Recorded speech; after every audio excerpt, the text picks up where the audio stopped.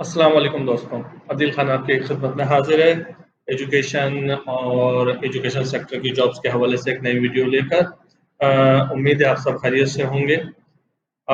इस वीडियो को डालने में थोड़ा सा डिले हो गया, उसकी वजह ऐसा कोई पर्सनल नहीं थी, बस ये कि मेरे स्कूल की मिड टर्म ब्रेक आई हुई थी और हम थोड़ा सा एंजॉय कर रहे थे फैमिली के साथ, दोस्तों के साथ। तो बस इसी वजह से तवज्जो थोड़ी सी उधर चली गई और बस अब वो मिड टर्म ब्रेक खत्म है। कल से रेगुलर लाइफ स्टार्ट है और हमने भी रेगुलर काम शुरू कर दिया। तो इंशाल्लाह ताला अब आपको वीडियोस टाइम पर मिलेंगी। मैंने जो लास्ट वीडियो डाली थी उसमें मैंने वीज़े का ज़िक्र किया था आखिर में कि हम वीज़े के मुतालिक बात करेंगे, तो मुझे कई क्वेश्चंस आए वीज़े की प्रोसीजर से मुतालिक। सो बेसिकली आज जो है वो मैं दोनों टॉपिक वीज़ा और वीज़े का प्रोसीजर, ये दोनों जो है वो मैं इस वीडियो के अंदर जो है क्लियर करूंगा। इंशाल्लाह ताला आपको इससे बहुत फ़ायदा होगा और जिस वक्त भी आप इस प्रोसीजर में आएंगे तो आप अगर इन स्टेप्स को फॉलो करेंगे तो इसमें फ़ायदा आपको ये होगा, सबसे मेन फ़ायदा कि आपका टाइम कहीं ज़ाया नहीं होगा, हर चीज़ आपकी रेडी होगी, जो चीज़ें आपकी तरफ से हैं। क्योंकि जब भी आप वीज़े के प्रोसेस में जाते हैं ना, खासकर इस एजुकेशन सेक्टर में और किसी भी सेक्टर में हो, तो बेसिकली दो हिस्से होते हैं। एक हिस्सा होता है एप्लीकेंट की तरफ से और एक होता है एम्प्लॉयर की तरफ से। तो जो एप्लीकेंट वाला हिस्सा है वो तो एटलीस्ट आप रेडी रखें, ठीक है ना। इसमें होगा ये, इस तरह से कर लें। सबसे पहले तो मैं ये क्लियर करूं कि अटेस्टेशन करनी होगी आपको। सबसे पहला काम ये है, अभी आप ये अज्यूम कर लें कि कोई जॉब नहीं है, कुछ नहीं है आपके पास, ठीक है ना। तो आप करें क्या, थोड़े से पैसे जरूर लगेंगे आपके, लेकिन होगा ये कि आपकी चीज रेडी रखी हुई होगी। तो इस जिस वक्त भी इंशाल्लाह ताला आपकी जॉब होगी तो आपका जो मेन स्टेप है वो आपकी तरफ से पूरा हुआ हुआ होगा। तो करना ये है कि आपकी जितने भी एजुकेशनल डॉक्यूमेंट्स हैं, ये बात मैं शुरू कर रहा हूँ पाकिस्तान के हजरात के लिए। सबसे पहले जितने भी आपके एजुकेशनल डॉक्यूमेंट हैं, और अगर आप कपल हैं और आपकी वाइफ भी साथ आपके जा रही हैं, तो आपका मैरिज सर्टिफिकेट, आपका बर्थ सर्टिफिकेट।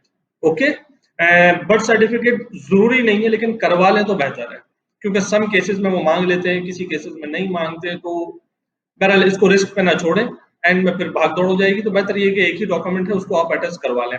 होगा ये कि इस सारे डॉक्यूमेंट लेके जाएंगे आप मिनिस्ट्री ऑफ फॉरेन अफेयर, और मिनिस्ट्री ऑफ फॉरेन अफेयर से अटैच कराएंगे। एक चीज दोस्तों, मुझे पाकिस्तान वाले भाई बहनों, मुझे एक चीज कंफर्म नहीं है, मैंने काफी अरसा पहले करवाया था। मिनिस्ट्री ऑफ फॉरेन अफेयर में जाने से पहले आपको किसी वकील के साथ जो है वो अटैच करवाना होता है, ठीक है ना। ये पुराना था, मुझे अभी नई इंफॉर्मेशन इस बारे में नहीं पता, क्योंकि मिनिस्ट्री ऑफ फॉरेन अफेयर की कोई ऐसी तो इंफॉर्मेशन प्लेस है नहीं जहाँ से लिया जा सके। मैं भी पाकिस्तान में हूँ नहीं। तो आप हजरात बिल्कुल चले जाएं और मुझे कमेंट में लिख के बताइएगा क्या है कि स्टिल ये रिक्वायरमेंट है या नहीं, कि जनाब मिनिस्ट्री ऑफ फॉरेन अफेयर जाने से पहले आपने जो है वो किसी वकील से अपने डॉक्यूमेंट अटैच करवाने हैं, ठीक है ना। चले सपोज कर लें कि करवाने हैं, तो आप किसी भी लोकल वकील से करवा लें, वो अटैच करवा लें, और उसके बाद जो है वो आप मिनिस्ट्री ऑफ फॉरेन अफेयर चले जाएं और वहां से अटैच करवा लें, ठीक। अच्छा, जो हजरात हमारे बैचलर्स और मास्टर्स किए हुए हैं पाकिस्तान से, तो वो एक चीज जहन में रखें कि उनकी बैचलर्स और मास्टर्स की डिग्री जो है वो मिनिस्ट्री ऑफ फॉरेन अफेयर जाने से पहले आपको HECC से अटैच करानी होगी, हायर एजुकेशन कमीशन से, ठीक है ना। तो पहले आपकी बैचलर और मास्टर डिग्री वहां जाएगी, वहां से अटेस्ट होगी, एंड देन आप मिनिस्ट्री ऑफ फॉरेन अफेयर जाएंगे, फिर वहां से अटेस्ट होगी। तो इसका ये प्रोसीजर होता है। मैरिज सर्टिफिकेट भी आप अटेस्ट करवा लें अपना, अगर आप कपल के साथ जाने में इंटरेस्टेड हैं या नहीं है। मेरा मशवरा ये होगा दोनों सूरतों में आप करवा के रख लें, नंबर एक। नंबर दो, आप बर्थ सर्टिफिकेट भी करवा लें अपना अपना और अपनी स्पाउस का, ठीक। एक्सपीरियंस लेटर का इशू ऐसा है कि एक्सपीरियंस लेटर लाजमी मांगा जाता है, मिडिल ईस्ट में खासकर लाजमी मांगा जाता है। इसमें ये होता है कि समटाइम्स स्कूल या इदारा आपको ये कहता है कि ये भी अटेस्ट होना चाहिए मिनिस्ट्री ऑफ फॉरेन अफेयर से, और समटाइम्स नहीं, it depends on your employer, ठीक है ना। तो यहाँ पर जो है वो थोड़ा सा ये एक प्रॉब्लम है कि मांगेंगे तो लाजमी, लेकिन अब वो अटेस्ट होना चाहिए नहीं होना चाहिए उनके मूड पर डिपेंड करता है, क्योंकि एक्सपीरियंस लेटर किसी गवर्नमेंट इदारे की रिक्वायरमेंट नहीं होती, ये स्कूल की रिक्वायरमेंट होती है, ठीक है ना। किसी भी गवर्नमेंट इदारे की रिक्वायरमेंट नहीं होती कि एक्सपीरियंस लेटर भी जमा कराया, ठीक है ना। अच्छा, चलिए ठीक है, अगर मुनासिब समझते हैं तो आप इसको भी करवा लें, ठीक है ना। तो ये चीजें करवा लें। अच्छा, यहाँ पे हम पाकिस्तान वाले भाइयों के लिए मैं ये वीडियो यहाँ पे रोक रहा हूँ और मैं अब जा रहा हूँ जरा इंडिया की तरफ। जो इंडिया में हमारे भाई बहन और दोस्त हैं, वो एक चीज ये देख लें कि उनकी भी अटेस्टेशन ऐसे ही होगी।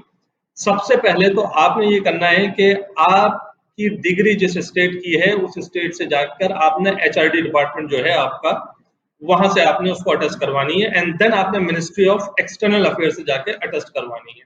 ठीक। अच्छा, इसमें एक चीज जो इंडिया में रहने वाले हजरात हैं वो जहन में रखें। मैं ये कह रहा हूँ कि जहां जिस स्टेट की डिग्री है आपकी, जिस स्टेट में आप रह रहे हैं, वहां की बात मैं नहीं कर रहा हूँ। रहे आप कहीं भी रहे हो, अगर आप दिल्ली में रह रहे हैं और आपने अपना ग्रेजुएशन जो है वो लखनऊ से किया है, तो फिर आपको लखनऊ के एचआरडी डिपार्टमेंट से जाकर अटेस्ट करानी होगी। जैसे मेरे कुछ दोस्त हैं जो कि बरेली में रहते हैं, उनकी डिग्री जो है वो लखनऊ की है, तो उन्होंने वो डिग्रियां लखनऊ से जाके अटेस्ट करवाई है, ना कि बरेली से। ठीक है ना। अब जो भी है उसको आप मालूम कर लीजिएगा, आपके स्टेट का जो एचआरडी डिपार्टमेंट है वहां से अटेस्ट होगी और उसके बाद ये मिनिस्ट्री ऑफ एक्सटर्नल अफेयर से होगी। ठीक। अच्छा, ये जो डॉक्यूमेंटेशन है ना, ये नॉर्मली मिडिल ईस्ट के तकरीबन तमाम कंट्रीज में ही एक्सेप्टेबल होती है और इसी वे से होती है। सही है, लेकिन स्पेशली यूएई और कुवैत के लिए तो मैं 100% श्योर हूँ कि उसमें बिल्कुल इसी तरीके से होना है, क्योंकि ये प्रोसीजर से मैं खुद गुजरा हूँ और इंडिया वाले हजरात इस प्रोसीजर से मेरे बहुत करीबी साथी गुजरे हैं, तो मुझे बिल्कुल इंडिया का भी श्योर है कि HRD and then external affair. Okay, तो ये चीज आपने लाजमी करनी है।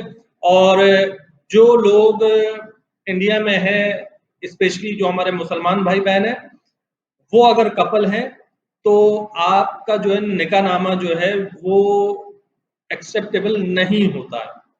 तो आपने करना ये है कि जो इंडिया का आपका जो कोर्ट से आपका मैरिज सर्टिफिकेट निकलेगा वो एक्सेप्टेबल होगा। ठीक है ना। तो आपने जो निकाहनामा अपना अटेस्ट करवाना है, वो निकाहनामा जो कि आपको मौलाना साहब ने दिया है वो नहीं करवाना है। करवाना चाहें तो एक्सक्यूज मी, आप करवा लें, लेकिन वो एक्सेप्टेबल नहीं है। एक्सेप्टेबल होगा जो आपका गवर्नमेंट का निकला हुआ होगा, इंडियन गवर्नमेंट का। ठीक है ना। वो आपने जाकर अटेस्ट करवाना है, जो आपके कोर्ट से निकलता है। ठीक। तो ये दो चीजों का बिल्कुल लाजमी ख्याल रखें। अच्छा, जिस वक्त आप जो है वो वीजा के लिए प्रोसेस में जा रहे होंगे, तो आपको पासपोर्ट लाजमी चाहिए। पाकिस्तान वाले हजरात ये जहन में रखें, मुझे इंडिया का श्योर नहीं है, लेकिन पाकिस्तान वाले हजरात ये जहन में रखें कि पासपोर्ट की कॉपी जो आपने अपने एम्प्लॉयर को भेजानी है वो स्कैन कॉपी भेजानी है, कलर स्कैन कॉपी। ठीक है ना। फोटोस्टेट कॉपी वहां एक्सेप्ट नहीं होगी, या आप नॉर्मल आप स्कैन करेंगे तो वो बहुत मुश्किल होती है, क्योंकि उनको सिस्टम में डालनी होती है और मोस्ट ऑफ द टाइम जो है वो जरा से भी ऊंच नीचो तस्वीर खींचने में, लेने में, तो वो सिस्टम एक्सेप्ट नहीं करता। ठीक है ना। तो आप मेक श्योर करें कि आप जो है वो स्कैन कॉपी भेजें। ठीक है। और वाइट बैकग्राउंड के साथ तस्वीर चाहिए होंगी। ये रिक्वायरमेंट आपकी तरफ से है एज ए एप्लीकेंट, तो प्लीज ये आप रेडी रखें। ठीक है ना। अच्छा जी, अब अल्हम्दुलिल्लाह सीजन शुरू हो गया, आपको इंटरव्यू कॉल आ गई, आपको जॉब ऑफर हो गई। सही है ना। अच्छा, जॉब ऑफर हो गई, ये जो डॉक्यूमेंट मैंने आपको बता दिए ये लाजमी आपने इसी तरीके से रेडी रखने हैं। सही। अच्छा, जब आपने ये रेडी रख लिए, जॉब आपको ऑफर हो गई, नाउ अब आपको एक इंपॉर्टेंट डॉक्यूमेंट आएगा, दैट्स योर कॉन्ट्रैक्ट। ठीक है। कॉन्ट्रैक्ट आपने साइन करना है और साइन करके इन डॉक्यूमेंट्स के साथ अपने एम्प्लॉयर को भेजना है, या आपका एम्प्लॉयर आपको बताएगा लाजमी। ठीक है ना। अच्छा, कॉन्ट्रैक्ट पे हम फिर कभी बात करेंगे। कॉन्ट्रैक्ट एक पूरा जो है वो टॉपिक है, इंशाल्लाह उस पर सेपरेट वीडियो बनाएंगे और उसके प्रॉन्स एंड कॉन्स के ऊपर बात करेंगे। लेकिन अभी आप तीन चीज ध्यान में रखें। नंबर एक, आपकी सैलरी कितनी है, जितनी आपसे बात की गई है उतनी उसमें लिखी हुई है। ठीक है ना। नंबर दो, आपको एकोमोडेशन प्रोवाइड हो रही है या नहीं हो रही है, या अदर फैसिलिटीज क्या है जो भी आपसे बात हुई है वो उसमें लिखी हुई है या नहीं लिखी हुई है। एंड नंबर तीन, आपको एयर फेयर मिल रहा है या नहीं। इन तीन चीजों का लाजमी आप ख्याल रखें। ये तीन चीजें लाजमी चेक कर लें। ठीक है ना। अब पाकिस्तान में तो फिर भी अगर लोकल कॉन्ट्रैक्ट भेज देंगे, सबसे पहले मैं आपको बता दूं इंटरनेशनल और लोकल कॉन्ट्रैक्ट में क्या फर्क है। लोकल कॉन्ट्रैक्ट के अंदर आपको सिर्फ और सिर्फ सैलरी ऑफर हो रही होती है and that's it, by law. वो लोकल कॉन्ट्रैक्ट है। सही है ना। लेकिन अगर किसी भी कैंडिडेट को मुल्क से बाहर, कुवैत से बाहर से बुलवाया जा रहा हो, या यूएई में बुलवाया जा रहा हो किसी पाकिस्तान इंडिया से, तो उनको इंटरनेशनल कॉन्ट्रैक्ट भेजना पड़ता है। सही है ना। और इंटरनेशनल कॉन्ट्रैक्ट के अंदर ये तीन चीजें लाजमी होनी चाहिए। जैसा कि मैंने आपको बताया, पाकिस्तान में तो फिर भी एक्सेप्ट कर लेते हैं कि जनाब वो आपका लोकल कॉन्ट्रैक्ट अगर जाए तो कई लोग मैं मिला हूँ जिनके लोकल कॉन्ट्रैक्ट है, जस्ट सरली mention and that's it, nothing else. But India में ये इशू है कि जब आप इस प्रोसीजर में जाएंगे तो किसी ना किसी स्टेज के ऊपर आपको ये पूछा जाएगा कि आपका कॉन्ट्रैक्ट इंटरनेशनल है, सारी चीजें मौजूद है, और अगर नहीं है तो आपको प्रॉब्लम हो सकती है। सही है ना? तो प्लीज इस चीज को ध्यान में रखें, इसको लाजमी जो है वो आप चेक कर लें। सही है जी, आपका कॉन्ट्रैक्ट आ गया, हर चीज रेडी हो गई। अब आपने, एम्प्लॉय ने कहा कि मुझे ये कॉन्ट्रैक्ट के साथ साइन करके और ये सारे डॉक्यूमेंट भेज दिए जाए। अब ये सारे डॉक्यूमेंट आपने भेज दिए। दोस्तों यहाँ तक आप जाएं, मैं बुराई नहीं कर रहा किसी की भी, यूट्यूब पे जाएं, आपको बहुत मटेरियल मिलेगा यहाँ तक। यहाँ के बाद बहुत इंपॉर्टेंट चीज शुरू होती है। अब सबसे ज्यादा इंपॉर्टेंट शुरू होगी। अब बॉल आपके कोर्ट से निकल गई है, अब वो चली गई है उस कंट्री के कोर्ट में जहां पर आप जा रहे हैं। ठीक, अब मैं आपको इसका यूएई का प्रोसीजर बता देता हूं कि क्या है। ठीक है ना? इनफैक्ट कुवैत का भी प्रोसीजर यही है और बाकी कंट्रीज का भी यही है ऑलमोस्ट। लेकिन जैसा कि मैंने आपको बोला कि मेरा पर्सनल एक्सपीरियंस यूएई और कुवैत का है, तो इसका लिए मैं 100% बिल्कुल श्योर हूँ। ठीक है ना? अच्छा जी, अब आपने अप्लाई कर दिया, डॉक्यूमेंट भेज दिए। अब आप ये डॉक्यूमेंट सारे आपके जाएंगे ministry of labour. Ministry of labour से आपका निकलेगा वर्क परमिट। सही, मिनिस्ट्री ऑफ लेबर से आपका निकलेगा वर्क परमिट, और उसी वक्त आपका एम्प्लॉयर आपको कहेगा कि आप स्पेसिफिक वेबसाइट पे जाएं और वहां जाके अपना अकाउंट बनाएं, और वो वेबसाइट होगी मिनिस्ट्री ऑफ एजुकेशन की। और अगर आप अबू धाबी आ रहे हैं स्पेशली, तो वो होगी एडेक की वेबसाइट। ओके, वहां जाके आपको अपना अकाउंट बनाना है और वहां पर अप्लाई करना है आपने टीचिंग परमिशन के लिए। दो डिफरेंट चीजें हैं। मैंने बहुत चीजें देखी और लोग बस यहाँ तक बता करके जी डॉक्यूमेंट भेज दो और फिर एम्प्लॉयर कर लेगा। ठीक है, कर लेगा, यहाँ तक गलत नहीं है, सही है। लेकिन असल चीज अब यहाँ से शुरू हो रही है। अब आपका एम्प्लॉयर अप्लाई करेगा आपका work permit ministry of labour में, और आप अप्लाई करेंगे मिनिस्ट्री ऑफ एजुकेशन में टीचिंग परमिशन के लिए। फर्ज करेंगे मिनिस्ट्री ऑफ लेबर कह देती है वर्क परमिट मिल गया, आपको दे देते हैं, ठीक है। मिनिस्ट्री ऑफ एजुकेशन कह रही है कि नहीं, हम आपको टीचिंग की परमिशन नहीं दे रहे, हमारे लिहाज से आपकी क्वालिफिकेशन पूरी नहीं है या नहीं है, whatever, due to any reason वो आपको रिजेक्ट कर देते हैं। वर्क परमिट बेकार हो गया आपका, क्योंकि स्कूल उस वक्त तक आपको वीजा नहीं देगा जब तक आपकी टीचिंग परमिशन नहीं निकलेगी। विदाउट टीचिंग परमिशन के वीजा ही नहीं निकलेगा, पहली तो बात ये है। सही है ना? तो ये दोनों चीजें पैरेलल चलेंगी और दोनों का अप्रूव होना लाजमी है। अगर आप टीचिंग के लिए आ रहे हैं तो इन दोनों का अप्रूव होना लाजमी है। अच्छा, मैं आपको ये बता दूं कि कोई बहुत बड़ा इशू नहीं है कि टीचिंग परमिशन नहीं निकलेगी, नहीं निकल जाती है। 98% केसेस के अंदर कोई इशू नहीं होता है। ठीक है ना? लेकिन बहरहाल एक डॉक्यूमेंट है और उस डॉक्यूमेंट के बगैर नहीं होगी। मैं आपको ये बताऊं, जब मैं यहाँ पर आया था यूएई में, मेरी परमिशन लेट हो गई थी। वर्क परमिट मेरा निकल गया था, टीचिंग परमिशन मेरी आ नहीं रही थी। मैंने अपने एम्प्लॉयर को क्लियरली बोल दिया था, मैंने कहा भाई मैं नहीं आ रहा, अगर खुदा ना खास्ता उन्होंने डिले कर दिया या नहीं दिया तो फिर क्या, मैं, मुझे आप वापस भेज दोगे 15 दिन के बाद, और 15 दिन का खर्चा कौन बर्दाश्त करेगा? तो बहरहाल उन्होंने, बात हुई, उन्होंने कहा नहीं आप घबराए नहीं, आपकी क्वालिफिकेशन वगैरह सब सही है, आपको परमिशन मिल जाएगी। लेकिन देखें, बात फिर वही आ गई, मैंने भी रिस्क लिया, मैं भी आ गया। स्कूल भी कॉन्फिडेंट था कि निकल जाएगी परमिशन, आप आ जाएं। ठीक है, स्कूल भी राजी था, मैं भी राजी था, मैं आ गया, परमिशन आ गई, लेकिन डिले हुई। ठीक है ना? डिले होने की वजह जो मेरे केस में आई थी वो ये आई थी कि मेरा जो मेन सब्जेक्ट है वो है कंप्यूटर साइंस। तो आपको इस लैब को देख के अंदाजा हो ही रहा होगा, मेरा मेन सब्जेक्ट है कंप्यूटर साइंस। अच्छा, एडिक की वेबसाइट के ऊपर जो है, जहाँ पे हम टीचिंग परमिशन के लिए अप्लाई करते हैं, तो वहां पर एक चीज थी कि आप कोई और सब्जेक्ट भी पढ़ाएंगे, तो मैंने उसमें जो है वो बिजनेस डाल दिया था। सही है, तो वहां पे ये आ गया था यार, ये दो बिल्कुल डिफरेंट सब्जेक्ट हो रहे हैं, और ये जो है ना टीचिंग परमिशन हमें से किसकी दें, कंप्यूटर की हम देंगे तो ये बिजनेस पढ़ाएगा, तो उनके लिहाज से दो डिफरेंट सब्जेक्ट आ रहे थे बिल्कुल। जैसे हिस्ट्री और ज्योग्राफी लगते हैं, साइंस है, साइंस में फिजिक्स केमिस्ट्री, उसको वो मैच कर लेते हैं, तो बिजनेस और कंप्यूटर को दो डिफरेंट सब्जेक्ट ले रहे थे, तो वो एक्सेप्ट नहीं हुई। बहरहाल वो बाद में मेरे स्कूल ने रिव्यू किया और करके बताया कि नहीं, आप इसको ये हटाएं और फिर अप्लाई करें। तो अप्लाई तो नहीं करें, फिर रिव्यू के लिए डालें तो ये आ जाएगा। तो वो इस तरीके से फिर दोबारा परमिशन आ गई। तो बताने का मकसद ये है दोस्तों कि ये दो चीजें लाजमी होंगी। अच्छा, मिनिस्ट्री ऑफ लेबर जो है, वहां आपका एम्प्लॉयर अप्लाई करता है आपके वर्क परमिट के लिए, और मिनिस्ट्री ऑफ एजुकेशन या एडिक में आप अप्लाई करते हैं टीचिंग परमिशन के लिए। ठीक है ना? तो ये प्रोसीजर यहाँ चलता है। अब चलें, ये यहाँ तक हो गया, डॉक्यूमेंट्स आपके रेडी हो गए, कॉन्ट्रैक्ट साइन हो गया, डॉक्यूमेंट भेज दिए, दोनों डिपार्टमेंट में आपका अप्लाई हो गया। ठीक है ना? दोनों परमिशन भी आपकी आ गई, सही है। अब आपका वीजा निकलेगा। अब आपका एम्प्लॉयर आपकी ये डॉक्यूमेंट्स, आपकी परमिशन और आपका वर्क परमिट दोनों लेकर वो जाएंगे इमिग्रेशन के डिपार्टमेंट में, ठीक, और वहां से आपका वीजा निकलेगा और वीजा आपको भेजा जाएगा। वीजा जो है वो मैं आई होप के ईमेल के थ्रू भेजा जाएगा, लेकिन आज से 5 साल पहले जब मैं कुवैत में था, कुवैत जब मैं फर्स्ट टाइम गया था, तो उन्होंने स्टिल मुझे बाय पेपर भेजा था। डीएचएल वालों ने मुझे वो वीजा डिलीवर किया था, ठीक है ना सर। तो ये इस तरीके से वो वीजा आएगा, वो लेके आप यूएई एम्बेसी या कुवैत एम्बेसी जाएंगे, सारे डॉक्यूमेंट जमा कराएंगे आप अपने, ठीक है ना, और वो आपको वीजा स्टैम्प करके देंगे। अब आपको वीजा मिल गया। कौन सा वीजा मिला है? एंट्री वीजा मिला है आपको, वर्क परमिट वीजा नहीं मिला है। वर्क परमिट परमिशन मिल गई है, वीजा नहीं मिला आपको, एंट्री परमिट मिली है। विद इन 2 मंथ्स आपने यूएई में एंटर होना है। आप पढ़ाने के लिए आ रहे हैं, यहाँ पर टीचिंग डिपार्टमेंट में काम करने के लिए आ रहे हैं, ठीक है, सब चीजें क्लियर है, सब चीजें मौजूद है, लेकिन अभी आपको नहीं मिला। अब आप एंटर होंगे, 2 महीने के अंदर अंदर आपको एंट्री लेनी है, वो आपका स्कूल आपको बता देगा, ठीक है ना।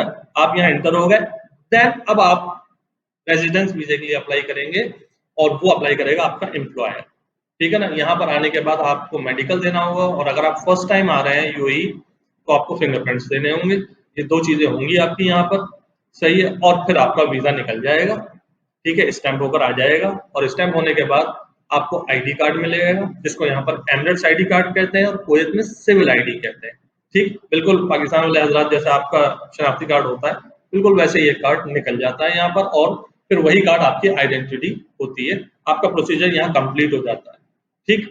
एक चीज ध्यान में रखिएगा, it depends on your employer कि वो किस लेवल का एम्प्लॉयर है। जो लोअर लेवल और मिडिल लेवल के हैं तो मोस्टली लोअर लेवल वाले तो लाजमी, लेकिन मिडिल लेवल वाले लाजमी ये कहते हैं कि फिंगरप्रिंट्स और मेडिकल की जो है ना पेमेंट वो आप करेंगे, एमिरेट्स आईडी लेने की पेमेंट आप करेंगे। तो ये चीज पूछ लीजिएगा। बहुत ज्यादा पेमेंट्स नहीं होती हैं, अराउंड 400-500 दरहम आपको चाहिए होंगे इन सारी चीज़ों के लिए, लेकिन इट डिपेंड्स आपके एम्प्लॉयर के ऊपर। हो सकता है एम्प्लॉयर लो लेवल एम्प्लॉयर हो और स्टिल वो आपकी पे कर दे, ठीक है ना, लेकिन ऐसा होता नहीं है। बहुत सारे एम्प्लॉयर जो है वो ये फीस आप ही से लेते हैं, ये हो जाता है वो कहते हैं कि ठीक है आपकी सैलरी से कट जाएगी। तो ये प्रोसीजर पूरा जी होता है जो मैंने आपको बता दिया कि इसमें किस तरीके से आपने चलना है, सही है। और जिस वक्त आप अपनी टीचिंग परमिशन भर रहे हो तो प्लीज टाइम लीजिए, सुकून से भरें उसको, ठीक है ना, क्योंकि मिनिस्ट्री ऑफ लेबर से निकलने में कोई इशू नहीं है, वो एम्प्लॉय निकलवा लेगा, आप बेफिक्र हो जाए। कोई प्रॉब्लम भी होगी तो वो कर लेंगे, वो मैनेज कर लेंगे, वो उनकी जॉब है। लेकिन टीचिंग परमिशन में ये होता है कि जॉब तो उन्हीं की है, लेकिन स्टिल वो चीजें आप ही को प्रोवाइड करनी पड़ती हैं, आपके बेस पर होगा 100%। जो वर्क परमिट होता है ना उसमें तो वो किसी कुछ और भी वजूहत बना बताकर और आपका वर्क परमिट निकलवा सकते हैं, it's not a big deal for them. But teaching permission के अंदर सिर्फ और सिर्फ आपके डॉक्यूमेंट जाते हैं और सिर्फ आपकी इन्फॉर्मेशन जाती है, सही है ना। तो वहां पे हर चीज बहुत सुकून से भरें, डिस्क्रिप्शन वगैरह बहुत सुकून से डालें, सही से डालें बिल्कुल, ठीक है ना, ताकि ये है कि उसमें डिले ना हो, सही।